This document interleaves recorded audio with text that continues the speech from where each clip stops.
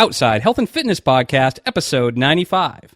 Funky Fitness, Fact or Fiction? My mother used to have a magnet of I think it was like a pig working out, and on the pig's leotard, it said, no pain, no gain, and it was on our refrigerator. And that was what I had growing up. Like, what?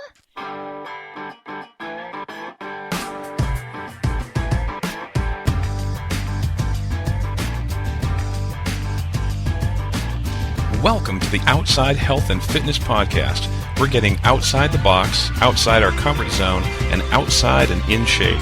If you're bored with the same old fitness routine at the gym and you're ready to try something new, then this is the show for you. We're exploring new and fun ways to get fit on the trail, on the water, on the slopes, and outside.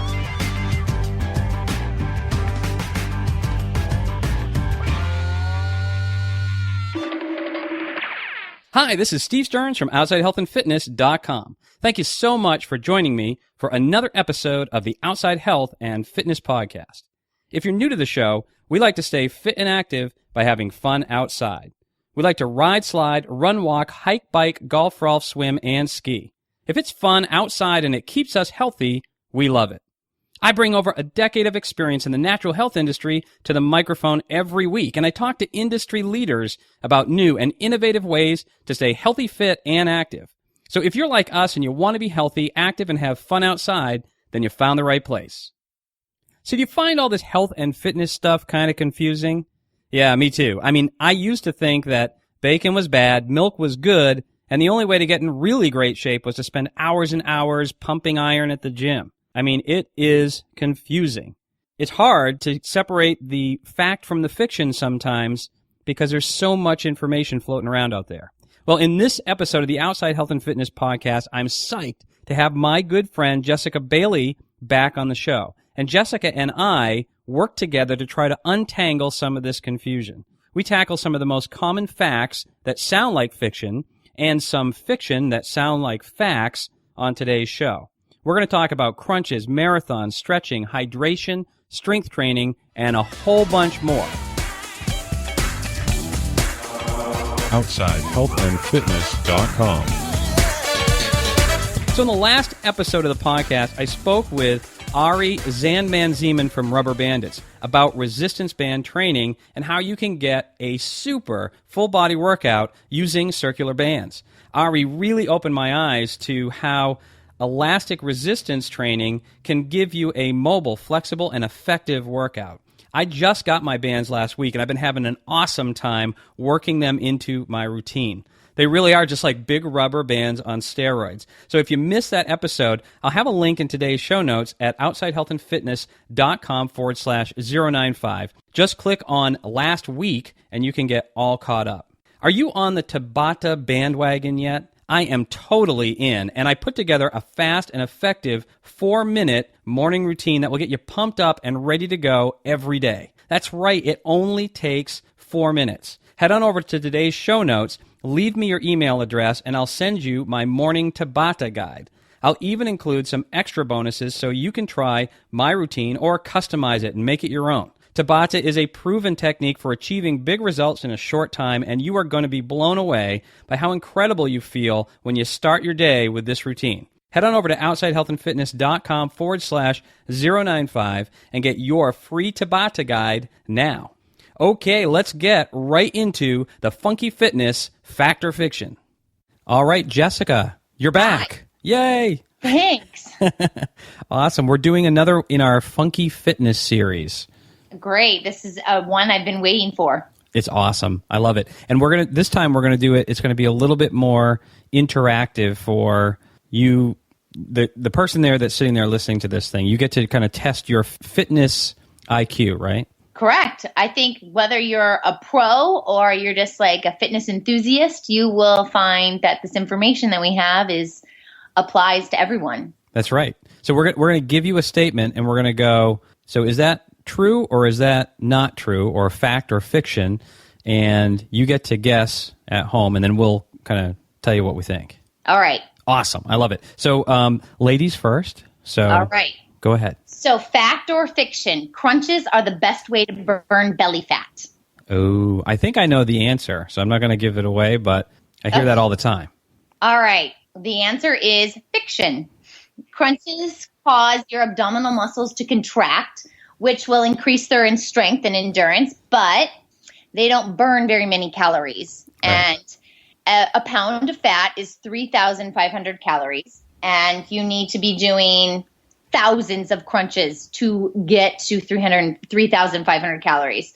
So let's say you do 50 crunches. You're not even like close to coming to 3,000 calories. So, And your back is probably killing you at that point. yeah, and you're only hitting the top portion of your abdominal muscles, like you're not hitting the entire abdominal wall, Right. which is what you do when you're doing like a plank, or if you're doing like the bicycle movement where you bring your knees in to tabletop position, you start alternating and you're bringing opposite shoulder to knee. Right. So I also think that you need to combine cardio, ab strengthening, and a healthy diet to have a flat belly. Right. You can't, and we talked about this on a couple of other episodes. There's no way to really spot reduce, even though there's so many products out there that kind of tell you that that's what you should be doing. Yeah. No, I mean, you need a calorie burning workout like jogging or spinning, and you need weight training. Right. You can't outrun your fork. I heard somebody say that once. I loved that. That's a good one. I like that one. The fork is always chasing you. That's a good one. That's a very common thing that I absolutely believed that at one point, and then found over time after probably thousands and thousands of crunches that it just wasn't true. It didn't work. Right. That was a great one. Yeah, good. So here's one that I've got. Running marathons can kill you. Fact or fiction? Well, I mean, I want to say fiction because that sounds ridiculous, but let me hear your story. Okay. Well, this one is actually kind of falls in the middle, I think. It's kind of like, can lightning kill you? Yes, but the chances are pretty slim. Oh. So it's kind of the same thing with this, but I'm hearing more and more of this because I think more and more people are running marathons. So even though the percentage of people who are having a catastrophic issue is going up, it's not going up as a percentage. It's just going up because there's more people running. In fact, most people that are running marathons are perfectly fine. They did do a study where they showed that 0.8 per 100,000 people would have some sort of catastrophic issue running a marathon. So that's less than one person in 100,000 people. Wow. So it's a pretty small percentage, and it goes up a little bit if you're doing triathlons, 1.5 out of 100,000, but still it's a very small number. And in fact, there was a great quote, this guy, Dr. Joel Brenner, I found online. He's a sports medicine specialist, and he said, if you get that many people running together, you're going to have a cardiac problem. It's just the odds. And there are some health problems that only show up during extreme physical exertion, even if there have been no signs of issues before. So it's not really a reason not to run. It's just a reason to run smart. If you train, if you do all the right things, chances are good you're going to be fine. Right. Which is exactly why you shouldn't just get up and decide to run a marathon. You should train for it. That's right. Yeah. That would definitely lead to a problem. Right. But the funny thing is when I'm hearing people talk about this, they will take it to the extreme. They'll hear about a case of someone who seemed perfectly healthy and had a heart attack and died during a marathon, and they will say running is bad for you. Right. And it's kind of an extreme thing. Right. Yeah, that is extreme. So in the end, not really. Running a marathon really can't kill you. Well, that's good. That's good to know. That is good to know. Yeah. I'm still not planning to do one right away because that's just not my thing. But all right. So fact or fiction? All you need for a complete exercise program is cardio and weights. I would have said fact a while ago, but I'm thinking it's more fiction now because I'm more aware of other aspects of my health that are important to me. You are correct. Yay!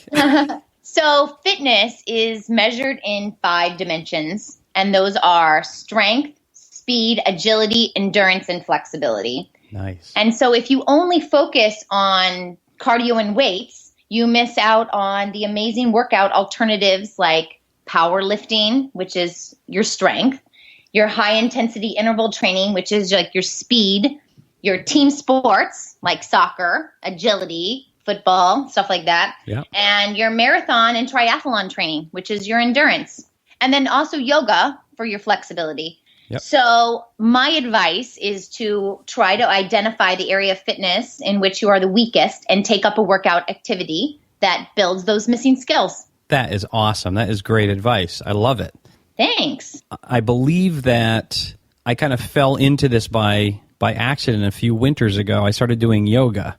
And if you said, well, what's your weakest area? I would say it's flexibility. I just don't have this flexibility that I used to have. And doing that yoga, it was amazing what the change was. And it had an impact everywhere else. So that's great advice. Yeah. Well, I think that most people, you get stuck in a rut of doing the same thing where, as humans, we are repetitive. Yep. So it's really important to step outside of your comfort zone and do things that you may not be so good at to be good at the stuff that you know that you are good at. It really speaks to that cross training, how important that is. Yeah. It all goes back to that cross training. That's right. It all comes back. Yeah. So here's one for you. Okay. You only need to worry about hydrating when it's hot out. Fact or fiction? Oh, well, I don't think that this is fair for me to answer because I know the answer to this. So I'm going to say, I don't know. I want to hear the story. Want to hear the story? Okay. Well, this is another one that I hear a lot from people. I live in the Northeast just like you, and so we do stuff out there in the wintertime, and people have this idea that, well, it's cold out, I'm not going to need to bring that much water with me. And actually, that's not true. You do. Even in cold weather, we are losing water the same way that we do when it's warm out. We sweat, we're breathing, which eliminates water from the body, and urinating too. All of those things still happen in cold weather. Now, obviously, in the summer, it's a lot hotter out, so we might sweat more, but that doesn't mean that in the wintertime we don't sweat. And in fact, we're bundled up with more clothing, and we're even bundled up with some high-tech clothing that helps to wick moisture away. So we might even be fooled into thinking that we're not sweating that much when, in fact, we really are. So this is total fiction. You absolutely need to hydrate in the winter just as much as you do in the summertime. Well, that's great. That's good news that everyone should hear. Absolutely. And the one tough thing is, obviously, is that your water will freeze. So you got to be careful of that. Right. Yeah. Be smart. That's right. So my next one is a very famous quote. No pain, no gain. Oh, I hate this one. Yeah. I understand the concept, but I don't like it because it says if you feel pain, you should keep going, and that's not always a good idea. Right. Correct. You are correct. You should not keep going if there is sharp shooting pain, like stabbing, shearing pain, not good. Right. A little discomfort or fatigue, that's good. After following a workout, if you're feeling like, something, you're a little uncomfortable, that's fine. You shouldn't feel so sore that it affects your daily functioning. Right. And I also feel that no reliable fitness tip should advocate true pain as part of its workout success. Yeah. So if you take a class and you hear an instructor saying, feel the pain, feel the intensity, yeah, no, that's not right. If it's burn and it feels the good kind of burn, then yes. Yeah. You can tell the next day when it's good, And right. you go, yeah, my muscles ache, but that's it's a good thing. I can tell that I did some work yesterday. And that's a totally different feeling than when you have pulled a muscle or there's some serious pain. Yeah. I think that there is a difference between being a little sore and being injured. And I think most people are smart human beings, and they can tell if their body is hurt in a way that's not right. Yeah, yeah. And you'll know that it's right if you can't perform your daily activities, like going to the bathroom. You should be able to do that. That's right. Yeah, and your body is telling you something. Pain is there for a reason. It's telling you to stop. Right. That really should be the number one. I mean, that has been around for so long, and so many people have misunderstood the concept. Right. My mother used to have a magnet of I think it was like a pig working out, and on the pig's leotard, it said, no pain, no gain, and it was on our refrigerator. And that was what I had growing up. What? I love that. On the pig's leotard. On the pig's leotard. Well, granted, it was the 1980s, and that's when jazzercise was at its peak, I think. Oh, man, I love that. Hey, it's Steve. I hope you're enjoying the show so far, and there's a lot more to come. I just wanted to jump in here really quick and make sure you know that if you're listening on an Apple device using the podcast app, you can click on the album art to see the full show notes right on your phone. It's a great way to follow along and link to resources that we talk about in the show. And while we're talking about the podcast app, please consider leaving a review in iTunes or clicking the thumbs up button if you're listening to us on Stitcher. It really helps other people find the show. All right, enough of that. Back to the funky fitness fact or fiction. One of these days I have to meet your mother because you talked about her with the Thigh Master thing, and now we have the magnet, the no pain, no gain magnet. My mother is very not involved in fitness and is exactly this person that listens to all these pieces of fiction and thinks that they're truth. Oh. And like when I tell her the truth, she doesn't want to hear it. She likes to believe the fake fiction. Yeah. Well, yeah, and who doesn't? I mean, the fake stuff sounds better sometimes. Yeah. Oh no, it's totally more appealing. And if you're taking like a jazzercise class and it's a nightmare, you want to think like, oh, this nightmare is good for me. Right. Yeah. Yeah. All right. Well, that's a great one. So here's another one that I've run into over and over again, and a lot of people kind of throw this up as an excuse not to do strength training, but I hear this one. If you strength train, you're going to get big and bulky. I've heard this one too. Please set everyone straight. Have you noticed all of these are fiction? I think right? That we would be terrible at giving an actual test in school because all the answers are the same here. I know. Anyway, everyone gets the idea. Yeah, this one is one of those. I actually, years ago, and I won't say who this was just in case. I don't want anyone to be embarrassed, but I remember somebody telling me this and trying to convince me that the reason that they weren't going to the gym was because they didn't want to get big and bulky and have these big muscles and things. And, it's not going to happen. You're not going to turn into Arnold Schwarzenegger because you do some strength training. There's a lot of genetics involved, and there's a lot of work that goes into, if that's really what you're looking to do, you got to really put a lot of work into that in terms of your diet, your supplementation, your workout, what you're doing, the muscles that you're hitting, the way you're hitting them. It's not going to happen to the average person, and I can attest to that because I've done strength training, and I don't look like Arnold, Right. Thank you for saying that. And I really think it's just a convenient excuse. It's very similar to, I also hear people say, I just wasn't built to run. I was like, well, you got two legs, so. Correct. Well, I hear that all the time too, and I especially hear it from women, that they don't want to look big. And I say it every single time I teach like a strength training class. I always have to be like, look at me. Am I large? No, I lift heavy. Yeah. Women do not produce enough testosterone. You only become big if you're taking a lot of drugs. Like most of those people on like the fitness magazines or the Fitness RX, they're all like taking a lot of drugs. Yeah. And they only look that way for a very short period of time because they're totally dehydrated. Yeah. And it's not hey, everyone's into whatever they're into, but it's not a very functional way to be. You see a lot of these guys and you kind of go, can you even tie your shoes? Right. Yeah, it's true. Like, how are you going to live? And I don't think you can have a longevity. Yeah. Looking like that. No. Who wants to? You're going to live on like eating like 8 chicken breasts every night for dinner? Yeah, that's true. You got to really bump up your caloric intake at the same time. It's really something that I think you have to purposefully set out to do. You've got to have intention to do that in order to get to that size. So the good news is for anyone that's thinking about strength training, don't worry. You're not going to turn into Arnold Schwarzenegger. It's not going to happen. Right. Good. Yeah, that's a good one. So static stretching will always prevent injuries. I know the answer, but it's a tricky one because I know that a lot of people hang on to this. I see them static stretching. So go ahead and clue us in. Tell us how this goes. All right. So stretching cold muscles, and also your tendons and ligaments can actually harm them since they're relatively stiff to begin with. Right. So I always tell my students and my clients, think about taffy. When taffy is first taken out of the packaging before it's been manually pulled apart, it's stiff, right? You would not take taffy and just try to break it. Right. Because it would just fall apart.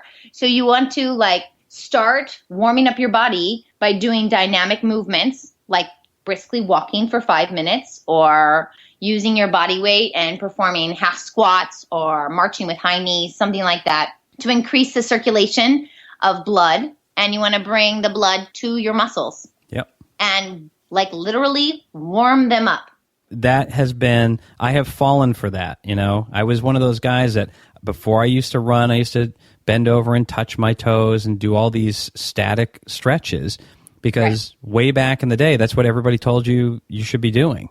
Right. You know? Yeah.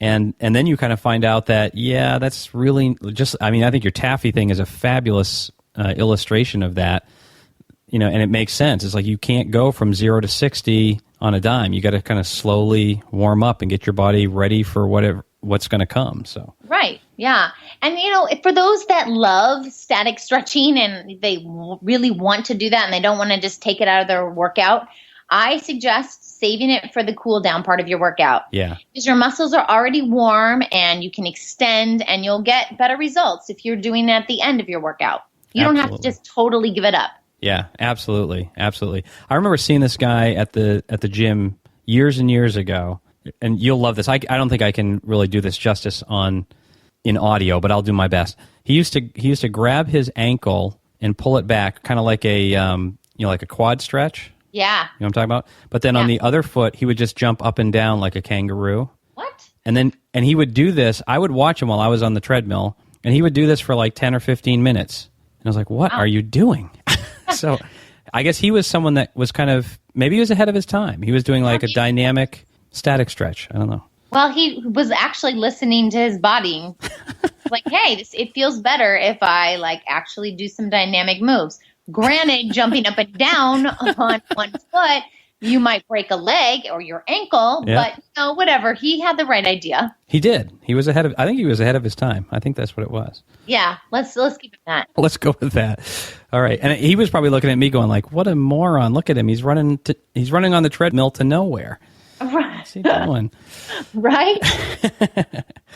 All right. Oh, I love this one. It's possible to eat anything you want and lose weight as long as you're exercising. I think that's negative.